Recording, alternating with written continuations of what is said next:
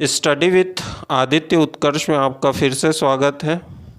आज जैसा कि कांग्रेस मंत्रिपरिषद का जो बैठक हुआ 20 फरवरी को, तो उसके कुछ महत्वपूर्ण बिंदु हैं जिन पर आज हमें चर्चा करना है। तो उन महत्वपूर्ण बिंदुओं को हम आज देख लेते हैं। सबसे पहले मैं उन पॉइंट्स को रख देता हूं जिसमें हमको चर्चा करनी है, उसके बाद हम विषय को आगे बढ़।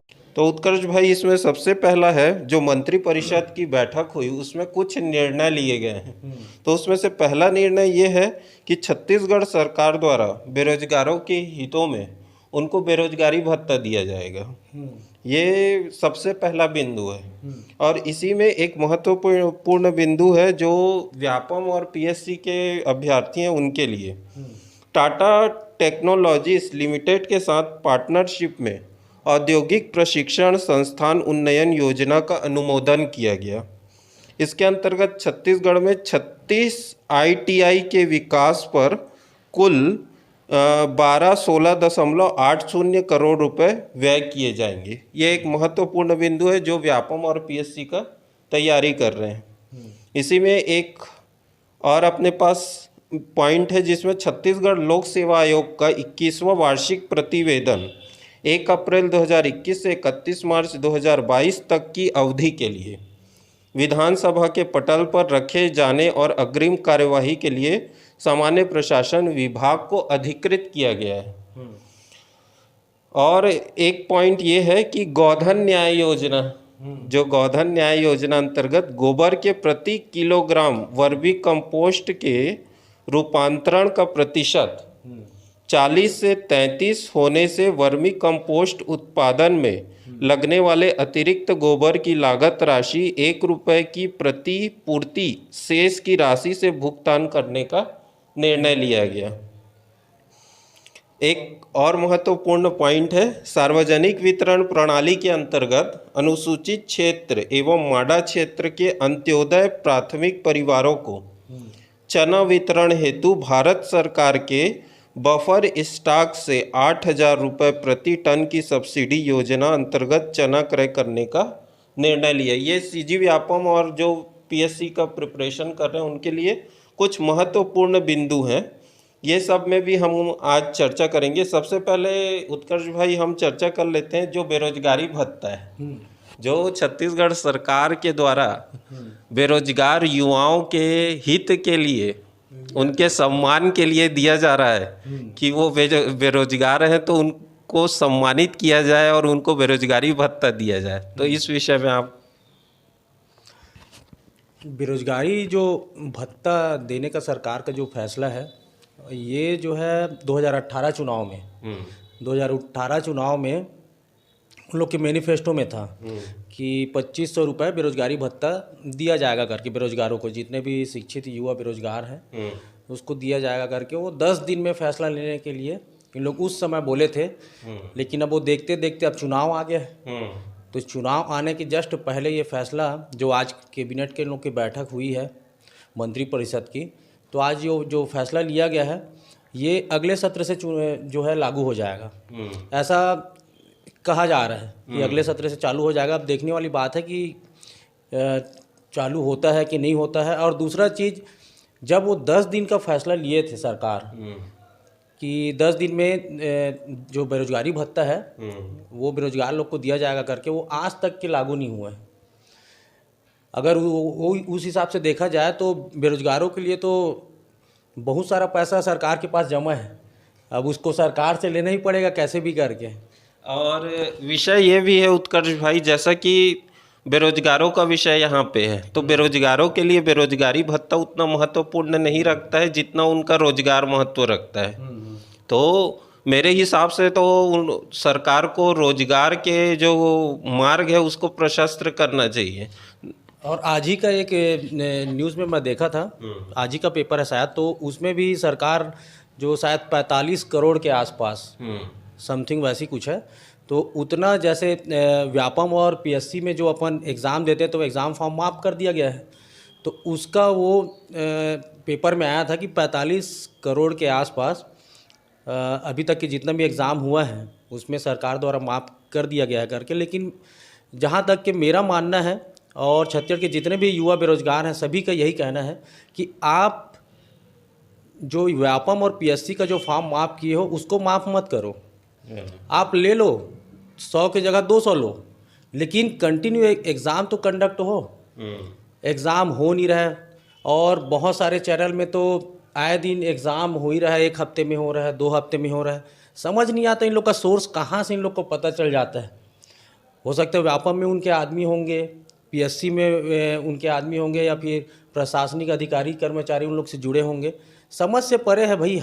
मतलब ये जो मुद्दा है वो मैं देख रहा हूँ, एडीओ का भर्ती, छात्रावास का भर्ती, ये पिछले साल के अप्रैल से चला आ रहा है।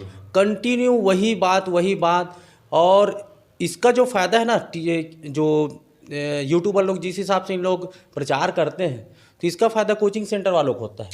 मेन बात यह है उत्कर्ष भाई कि आपके यूट्यूब चैनल में वीडियो बनाने से उतना फ़र्क नहीं पड़ता है। मेन मुख्य बात यह है कि आप सही चीज़ को बताइए जिससे युवा जो हैं वो उस तरफ अपना कदम लेके जा सके। नहीं, वही तो बोल रहा हूँ सर कि अगर आप सही इन्फॉर्मेशन देते हैं तो लगेगा कि हाँ भाई आप सोर्स तो बताओ। आप सोर्स भी नहीं बताते कि कब होगा, क्या होगा। बोलते हैं 1 हफ्ते के अंदर आने वाला है। वो जब भी किसी विभाग का प्रमोशन होता है तो उसके बाद एक मैसेज देने का कोशिश किया जाता है कि अब इसका प्रमोशन हो गया, बस इसमें भर्ती आने ही वाली है। हम ऐसा जो है पिछले साल के शुरुआत से ही देख रहे हैं कि लगातार जो है वो प्रमोशन होते हैं और एक नया वीडियो आता है कि इनका प्रमोशन हो गया, अब जो निचले स्तर के जो कर्मचारी हैं उनका भर्ती होने वाला है। नहीं, तो वही तो बता रहा हूँ सर कि इन लोग का जो कहानी समझ नहीं आता कि हर एक कुछ चीज़ के लिए तुरंत वीडियो बना देते हैं। सत्यता बिल्कुल भी नहीं रहता ना। क्योंकि आप 1 साल से, चलो ठीक है, अगर आरक्षण मुद्दा आया है वो तो सितंबर अक्टूबर में आया ना। सितंबर अक्टूबर में अगर वो मुद्दा आया है, उसके पहले तो नहीं आया था। उसके पहले भी छात्रावास, एडीओ, तमाम प्रकार के जो क्या बोलते हैं वैकेंसी आई रह करके, सब जितने भी स्टूडेंट हैं जो बेरोजगार हैं, भाई उन लोग को तो रोजगार चाहिए। उन लोग को जहां ऐसा कुछ मिलता है तुरंत उन लोग कोचिंग की तरफ चले जाते हैं। हम ऐसी चर्चा कर रहे हैं उत्कर्ष भाई, और निश्चित इसमें निगेटिव कमेंट आना एकदम 100% है कि निगेटिव कमेंट आएगा। क्योंकि हमारे इसमें एक कमेंट था, मेरे को याद आ रहा है, उसमें ये बोल रहे थे तुम लोग होशियारी क्यों मार रहे हो, पोस्ट आ जाएगा चुनाव के पहले। नहीं, पोस्ट तो आ जाएगा, कल आएगा, पोस्ट तो आएगा ही। उसको तो भाई सरकार जब चाहेगी तब पोस्ट निकालेगी ना। हमारा कहना है ये, हमारे कोई किसी से जाति दुश्मनी नहीं है या किसी यूट्यूबर से हमारी दुश्मनी नहीं है, कुछ नहीं है। ना हम कोई राजनीतिक पार्टी ना हम कोई राजनीतिक पार्टी से जुड़े हैं। हमारा कहने का मतलब यही है कि सत्यता को सामने रखा जाए। कोई भी बात को अगर बोल रहे हो, तथ्य के तौर पे बोल रहे हो, चलो ठीक है, वैकेंसी आ रहा है, अब मैं 6 महीने से वही वीडियो बना रहा हूँ, चलो कि ये क्या बोलते हैं, ये पोस्ट आएगा, वो पोस्ट आएगा करके, भाई 6 महीने बाद तो वो आएगा ही ना। वो एक समय में आएगा ही आएगा, लेकिन आप कब से उस चीज़ को बोल रहे हो, इसमें बहुत सारे युवा क्या है भटक भी जाते हैं। अब ये बताओ कि आप कोचिंग भी कर लिए 3 महीने बाद, उसके बाद 3 महीने में आपका कोर्स कंप्लीट, पोस्ट आया नहीं है, पिछले साल का है, 1 साल के लगभग होने वाला है। अब वो कोर्स है वो 3 से 4 महीने में कंप्लीट हो जाता है। जैसे अभी जो है वो हमारे डीएड बीएड संघ वाले अभ्यर्थी जो हैं हड़ताल में बैठे हुए हैं नया रायपुर तूता में, है ना। तो आपके वीडियो बनाने के बाद जो कुछ युवा है वो अपने मार्ग से विचलित हो जाते हैं कि अब बस आने ही वाला है पोस्ट और अब घर में बैठ के हमको पढ़ाई करना है। तो एक समय तक तो ये चीज़ सही लगेगा आपको, लेकिन जैसे जैसे चुनाव पास आते जाएगा उसके हिसाब से ये चीज़ें जो है विपरीत होते जाएंगी। स्टूडेंट के लोग के लिए बस वही कहना है मेरा कि आप जो है पढ़ाई कंटिन्यू करो। हमारा ऐसा कोई मकसद नहीं है किसी को डीमोटिवेट करना। आप मोटिवेट रहो और हमेशा मतलब पॉजिटिव थिंकिंग लेके पढ़ाई करो। पोस्ट आएगा, इस महीने नहीं आएगा, अगले महीने आएगा, अगले महीने नहीं आएगा तो उसके बाद वाले महीने में आएगा तो आएगा। लेकिन आप ऐसे मतलब जो भी देख रहे हो, समझ रहे हो, आपको भी पता है, आप भी इतने समय से तैयारी कर ही रहे हो, तो ऐसे जो वीडियो देख के आप भटकना ही नहीं है। और जो क्या बोलते हैं अपना जो अभी बैठे बीएड संघ वाले, उन लोग से भी निवेदन है कि बढ़िया जो उन लोग का एक एम है, मकसद है, जिस हिसाब से उन लोग बैठे हैं पोस्ट आना चाहिए करके, क्योंकि 2022 का जो 15 अगस्त के भाषण में माननीय मुख्यमंत्री जी द्वारा जो घोषणा किया गया था तो बहुत महीने हो गया है, तो उसके लिए उन लोग बैठे हैं, तो उनका सपोर्ट करिएगा। और ये मत फैलाइएगा कि एक हफ्ते बाद वो भर्ती आ रहा है, 1.5 हफ्ते बाद। भाई भर्ती आएगा सबको पता चलेगा, वो तो पेपर में आता है, आपको टेलीग्राम में मिल जाएगा, यूट्यूब में मिल जाएगा, और क्या बोलते हैं व्हाट्सअप में मिल जाएगा, ऑफिशियल साइट में मिल जाएगा, तमाम जगह है जहाँ से वेबसाइट से आप वो इसका इन्फॉर्मेशन ले सकते हैं। बात ये है उत्कर्ष भाई कि वैकेंसी आना तो ठीक है, वैकेंसी आएगा, लेकिन उसका रिजल्ट भी आना चाहिए और ज्वाइनिंग भी मिलना चाहिए।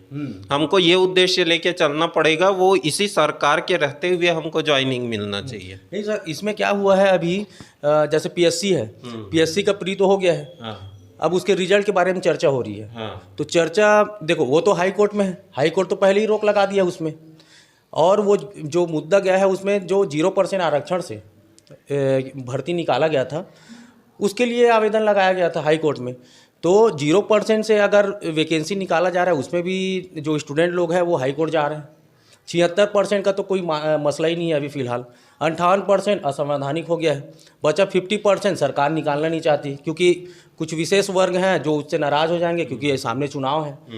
तो तमाम तरह से अगर देखा जाए तो अभी परिस्थिति स्टूडेंट लोग के जो बेरोजगार हैं उन लोग के डायरेक्ट विपरीत है अभी। तो जैसे कोई आंदोलन होता है तो बिल्कुल ज़्यादा से ज़्यादा पार्टिसिपेट करो भाई, सबका इसमें भविष्य जुड़ा हुआ है, आपका है, हमारा है, हम सभी का जो है भविष्य उससे जुड़ा हुआ है। तो जैसे आंदोलन हो रहा है या फिर कहीं धरना प्रदर्शन हो रहा है तो बिल्कुल उसमें पार्टिसिपेट करो, क्योंकि चुनावी मुद्दा है, अपना हक लेना है। तो अभी यही रास्ता है, पढ़ाई करते रहो, पढ़ाई में कोई रोक टोक नहीं है, बिंदास पढ़ो, लेकिन कुछ समय निकाल के ऐसे एक्टिविटी में भी भाग लिया करो ताकि सरकार के ऊपर दबाव पड़े और पोस्ट निकले। हमारा एक ही मकसद है, पोस्ट निकले और बेरोजगारों को रोजगार मिले। मेन हमारा जो ये इस यूट्यूब चैनल बनाने का यही कारण है, उद्देश्य भी यही है कि विद्यार्थियों के समर्थन में कोई खड़ा हो। जैसे आज का मीडिया है, अभी तक जो शिक्षक भर्ती के लिए डीएड बीएड संघ बैठा हुआ है, उसका कहीं मीडिया में कोई चर्चा नहीं है ना।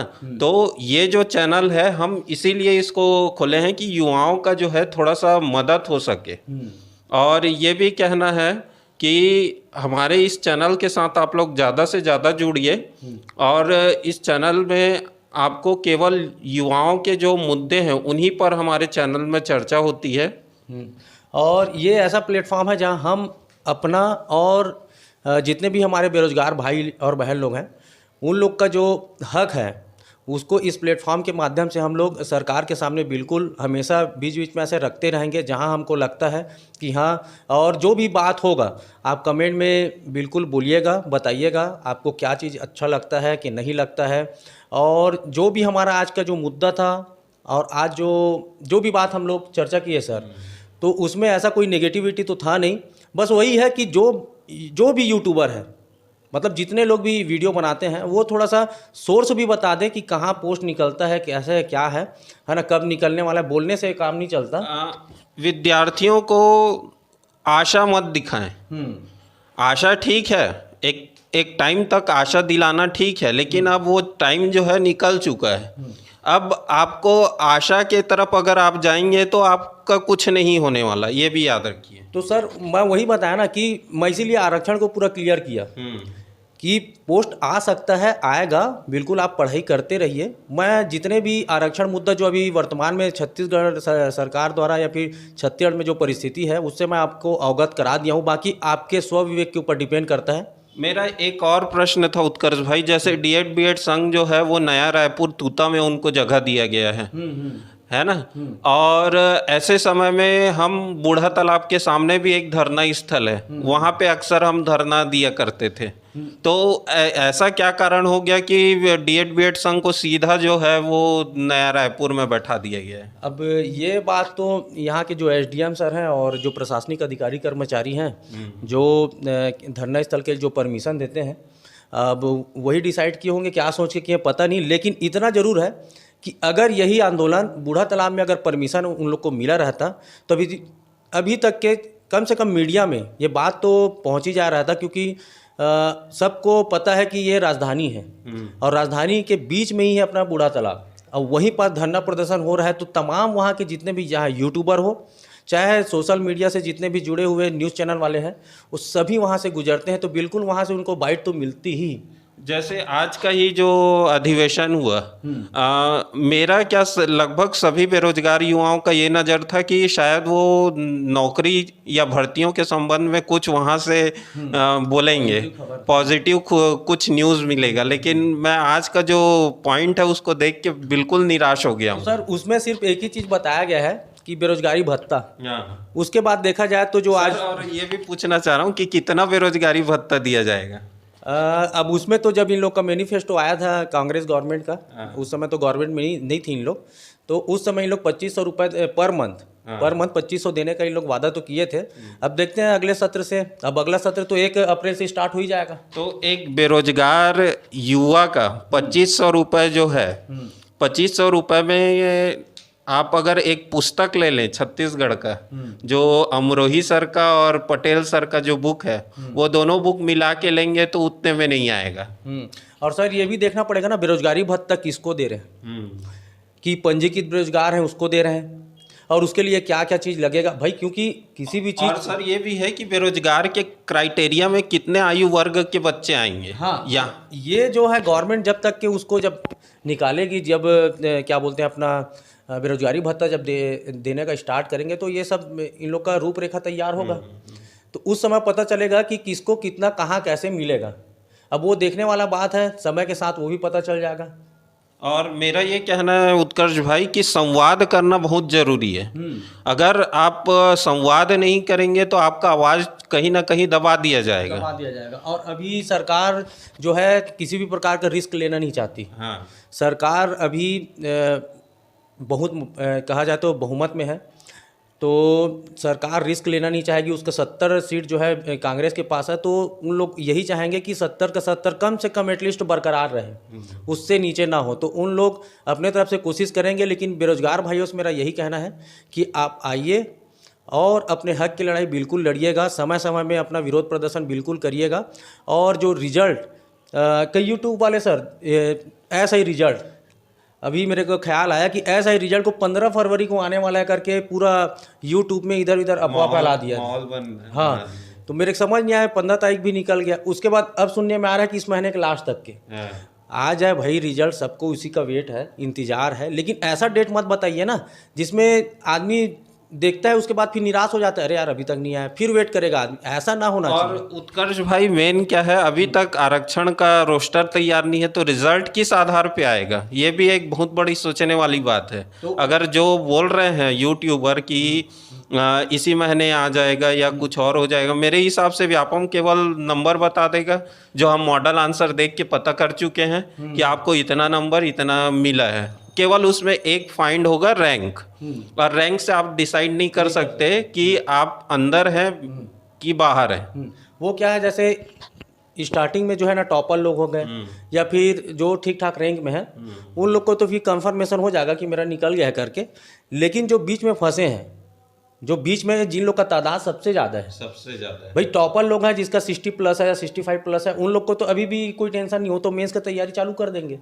लेकिन जो मेन फंसे हुए हैं ना 45 से 55 के बीच में, जो भयंकर कन्फ्यूजन की कंडीशन में है उन लोग के लिए फिर ना वो रैंक आने के बाद भी उन लोग बहुत ज़्यादा कन्फ्यूज़ रहेंगे, क्योंकि रिजल्ट किस आधार पे हो सकता है, मेरिट के बेस पे, जैसे उसमें राजपत्र में है मेरिट के बेस में हो सकता है, या फिर उसमें एक और पॉइंट दिया गया है कि जो क्या बोलते हैं अपना आरक्षण अधिनियम जो दिया है 1994 के तहत, तो देखना पड़ेगा कि वो रिजल्ट जो है पुलिस विभाग किस आधार पे निकालती है।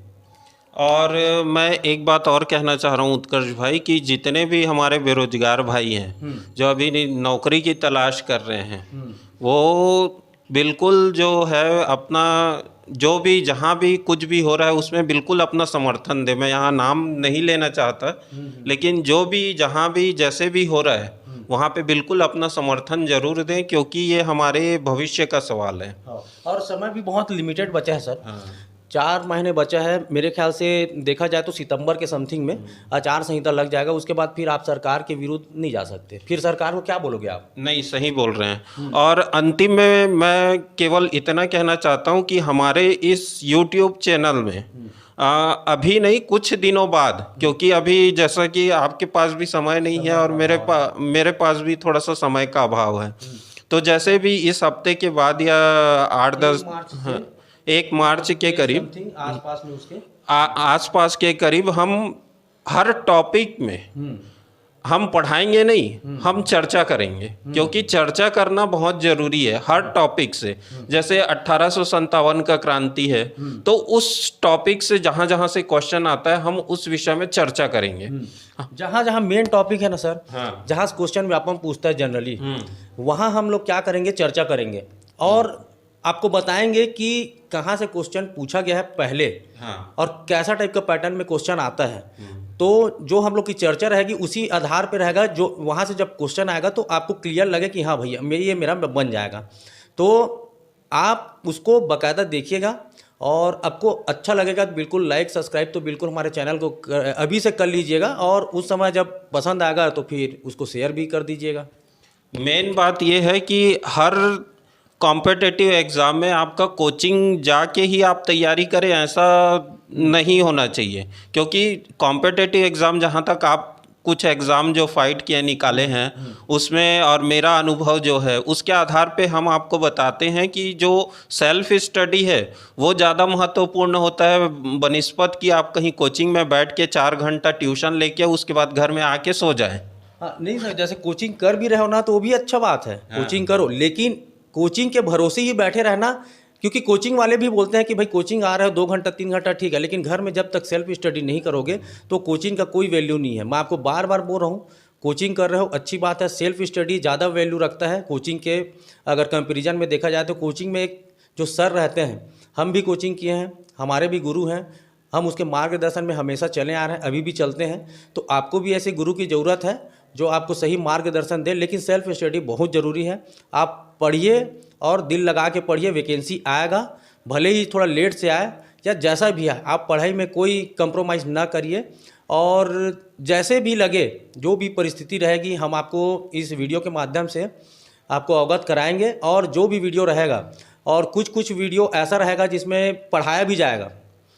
यहाँ हमारे चैनल में कुछ वीडियो जो इम्पोर्टेंट है, जिसमें मैथमेटिक्स, हाँ, जैसे मैथमेटिक्स हो गया, रीजनिंग हो गया, उसको तो फिर चर्चा कर नहीं सकते, उसको तो बोर्ड में ही बताना पड़ेगा। तो ऐसा जो टॉपिक रहेगा, या फिर इतिहास से रिलेटेड हो गया या छत्तीसगढ़ से, जहाँ हमको लगता है कि हाँ हम आपको बेसिक बता देते हैं पहले बोर्ड में, उसके बाद उसमें चर्चा करेंगे। तो वैसा भी अपन क्या है, तैयारी का जो है एक ही ट्रेंड में चलाना सही नहीं है। तैयारी को जैसे आप सिंपल पढ़ रहे हो, शुरू से पढ़ रहे हो, लेकिन उसमें कोई रिजल्ट नहीं देखने को मिल रहा है, तो उसको पैटर्न को अपने चेंज करना पड़ेगा। तो जैसे ही आप पैटर्न को चेंज करोगे, कुछ ना कुछ इम्प्रूवमेंट मिलेगा। मैं 100% दावे के साथ बोल सकता हूँ। तो मेरा मानना है कि आप कोशिश करिए, पढ़ाई करिए और अफवाहों से बचिए भाई। और चाहे वो व्यापम का परीक्षा दिलाने वाले अभ्यर्थी हों, चाहे वो पीएससी का पेपर दिलाने वाले अभ्यर्थी हों, संवाद और चर्चा होना बहुत ही आवश्यक है। अगर आप पुस्तक में किताबी कीड़े बन के रहेंगे तो मुझे नहीं लगता कि सभी लोग एग्ज़ाम उसी तरीके से निकाल सकते हैं। जब तक आपके बीच में संवाद, क्लियरिटी नहीं आएगा उस सब्जेक्ट के प्रति। जैसे सर वो जो टॉपर लोग भी रहते हैं ना, हाँ। जो टॉप करते हैं, उन लोग का भी एक ग्रुप रहता है। जैसे मेरे ही फ्रेंड लोग हैं बहुत लोग, तो उन लोग का जैसे ग्रुप, मैं भी एक ग्रुप में था ऐसा, तो ग्रुप जो है ज़रूरी है। तो उन लोग क्या करते हैं, ग्रुप डिस्कशन कर लेते हैं, जिसके पास ग्रुप है।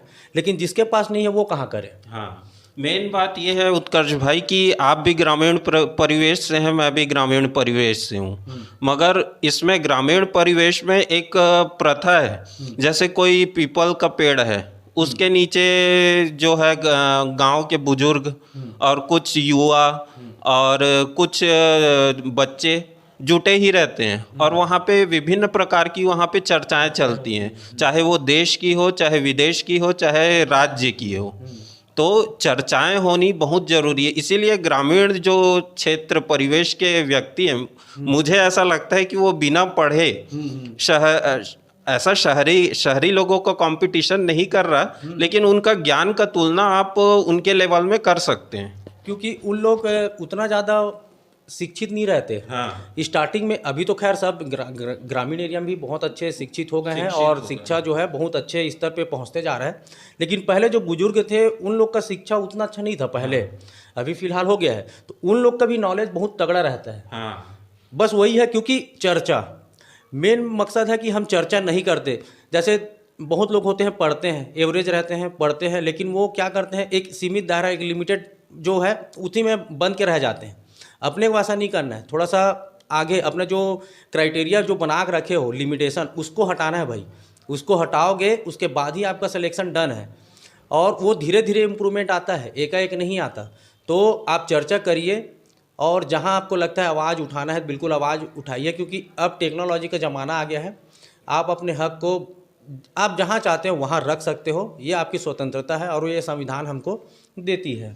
और आप हमारे चैनल के साथ ज़्यादा से ज़्यादा जुड़िए, इसको लाइक कीजिए, सब्सक्राइब कीजिए। ये केवल आदित्य और उत्कर्ष का चैनल नहीं है, ये आप सभी का चैनल है।